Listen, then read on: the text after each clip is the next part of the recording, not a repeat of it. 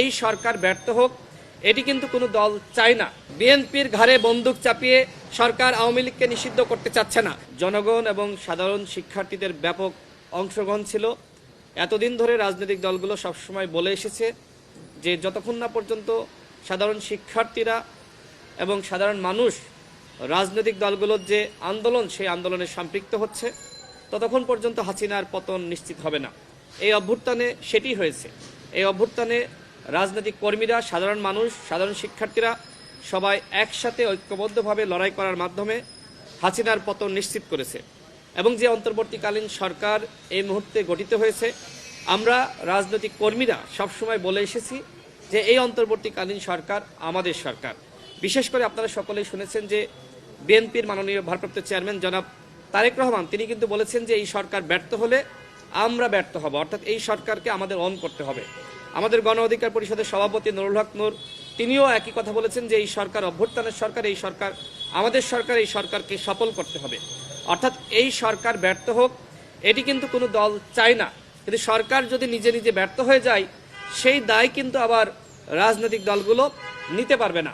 আমরা সরকারের উপর আস্থা বিশ্বাস রেখে যে দায়িত্ব দিয়েছিলাম, কিন্তু আমরা দেখতে পাচ্ছি যে সরকারের উপদেষ্টারা কেউ কেউ এমন বিরাজনীতিকরণের বক্তব্য দিচ্ছে এবং একটি রাজনৈতিক দল গঠনের পিছন থেকে পৃষ্ঠপোষকতা করছে, যে কারণে কিন্তু যারা গণ অভ্যুত্থানে যে সকল রাজনৈতিক শক্তি কাজ করেছে তাদের ভিতরে অনেকটা সন্দেহ সংশয় তৈরি হয়েছে। দেখেন, এই সরকারের সমালোচনা ছিল না, কিন্তু সরকারের কিছু উপদেষ্টার ভিন্নমুখী বক্তব্যের কারণে এখন সমালোচনা শুরু হয়েছে। বিশেষ করে প্রধান উপদেষ্টার কাছে সকল দলের প্রত্যাশা ছিল যে তিনি একটি লিখিত রোডম্যাপ প্রকাশ করবেন যেখানে অবশ্যই নির্বাচনের ঘোষণা থাকবে। কিন্তু আমরা দেখলাম যে আমাদের প্রধান উপদেষ্টা এই ধরনের লিখিত কোনো ডকুমেন্ট তিনি আসলে জাতির কাছে পেশ করেননি। তিনি একটি অনুমান নির্ভর বক্তব্য দিয়েছেন, অর্থাৎ আগামীতে কবে নির্বাচন অনুষ্ঠিত হবে সেই বিষয়ে এখনো পর্যন্ত ধোঁয়াশা কাটেনি। এবং একই সাথে আমরা দেখেছি যে তার প্রেস সচিব তিনি আবার ভিন্ন বক্তব্য প্রদান করেছেন, যেখানে প্রধান উপদেষ্টা বক্তব্য দেওয়ার পরে আর কোনো উপদেষ্টা সেই বিষয়ে বক্তব্য দিতে পারেন না। সেখানে আমরা দেখতে পাচ্ছি যে সরকারের এক একজন উপদেষ্টা এক এক ধরনের বক্তব্য দিচ্ছে।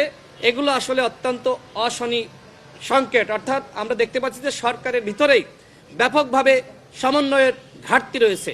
আমরা সরকারকে বলতে চাই যে আমরা আপনাকে অবশ্যই সহযোগিতা করব, কিন্তু আপনারা কেন এখনো পর্যন্ত, আপনাদের 4 মাস অতিবাহিত হয়েছে, এই 4 মাসে আপনারা কি কাজ করেছেন এখনো পর্যন্ত আপনাদের সফলতা খুব বেশি আমরা লক্ষ্য করছি না। আপনারা প্রত্যেকটা জায়গায় ব্যর্থ হচ্ছেন, প্রত্যেকটা জিনিসপত্রের দাম বেড়েছে এবং আইন শৃঙ্খলা পরিস্থিতি এখনো পর্যন্ত নিয়ন্ত্রণে আসে নাই। এবং আমরা দেখতে পাচ্ছি যে এখনো পর্যন্ত সরকারের বিভিন্ন প্রতিষ্ঠানে আওয়ামী লীগের যারা সুবিধাভোগী তারা আরও বেশি সুবিধা পাচ্ছে। ডিসিএসপি থেকে শুরু করে বিভিন্ন জায়গায় আওয়ামী লীগের পুনর্বাসন চলছে। একই সাথে আমরা দেখছি যে এই যে আওয়ামী লীগের কাউন্সিলর তাদেরকে নতুন রাজনৈতিক যে উত্থান সেই উত্থানে সহযোগিতা চাওয়া হচ্ছে। এই যে আওয়ামী লীগের পুনর্বাসনের একটি চেষ্টা সরকারের সাথে প্রত্যক্ষ পরোক্ষভাবে যারা জড়িত তারা কিন্তু করছে, যে কারণে কিন্তু দলগুলোর মধ্যে কিন্তু সন্দেহ সংশয় তৈরি হয়েছে। এবং ইতিমধ্যে যেটি খসরু ভাই বললেন যে এই কাউন্সিলররা এরা কিন্তু সবাই অনির্বাচিত। আপনি একটি দল গঠন করবেন, সেখানে অবৈধ হাসিনার যে অনির্বাচিত কাউন্সিলর তাদেরকে নিয়ে আপনি দল গঠন করবেন, তাদের সহযোগিতা নেবেন, এটি কোনোভাবে আসলে গ্রহণযোগ্য না। সেক্ষেত্রে আমরা মনে করি যে সরকার যে রাজনৈতিক দল গঠনের পৃষ্ঠপোষকতা করছে, বিরাজনীতিকরণের এক ধরনের চিন্তা ভাবনা সরকারের বক্তব্যের মাধ্যমে আমরা পেয়েছি বা ফুটে উঠছে।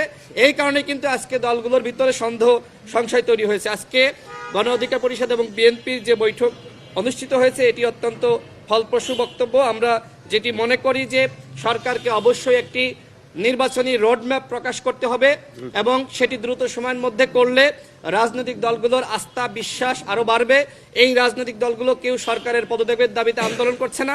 যারা রাজনীতি করে স্বাভাবিকভাবে তারা নির্বাচনের কথা বলতেই পারে, কিন্তু নির্বাচনের কথা শুনলে সরকারের এক ধরনের অস্বস্তি মনোভাব আমরা দেখছি, এটি কোনোভাবেই কাম্য না। আমরা মনে করি যে সরকারের উচিত দলগুলোর সাথে বসে, বিভিন্ন অংশীজনের সাথে বসে সরকার কি করতে চায় এবং রোডম্যাপ প্রকাশের ব্যাপারে তাদের আলোচনা করা।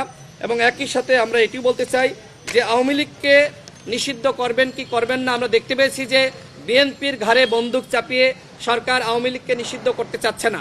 আমরা যেটি অন্যান্য দলকেও বলেছি, সব জায়গায় বলছি যে আওয়ামী লীগকে অবশ্যই নিষিদ্ধ করতে হবে।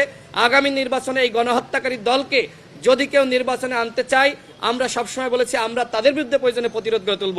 আওয়ামী লীগকে নিষিদ্ধ করতে হবে এবং একই সাথে এই গণহত্যার বিচার করতে হবে। ওবায়দুল কাদের কিভাবে পালিয়ে গেল সেটিও আমরা জানতে চাই। আপনি একদিকে আওয়ামী লীগের কাউকে ধরছেন না, শেখ পরিবারের কাউকে ধরছেন না, অন্যদিকে আপনি রাষ্ট্র সংস্কারের গল্প শোনাচ্ছেন।